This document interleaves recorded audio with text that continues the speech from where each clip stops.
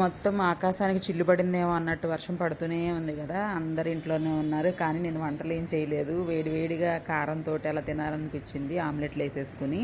నా అపార్ట్మెంట్స్ తీసుకోవాలంటే కనుక సెల్లార్ని జాగ్రత్తగా చూసుకొని తీసుకోండి. ఆ వాటర్ రోడ్డు కన్నా కిందకు ఉంటుంది కాబట్టి ఆ రోడ్లో ఉన్న వాటర్ మొత్తం కిందకు వచ్చేస్తాయి అన్నమాట, హెవీ రెయిన్ వస్తే. మాకు నిన్న అలానే అయిపోయింది, మోకాల వరకు వాటర్ వచ్చేసినాయి. మా వారు గబగబా ఇంకా కార్ బయట పెట్టేశారు. టూ వీలర్ మాత్రం తన వాళ్ళు కాలేదు, ఎవరైనా హెల్ప్ చేయాలన్నమాట. అసలు ఫోర్స్గా వస్తూనే ఉన్నాయి, ముందుకెళ్ళటం కుదరలేదు, ఏం చేయాలో తెలియలేదు. అలాగే సిద్ధును ఆయన కలిపి పెట్టేశారు. వేరే వాళ్ళ బైక్స్ కూడా హెల్ప్ చేశారనమాట. ఒక 1 అవర్ కిందే ఉన్నారు.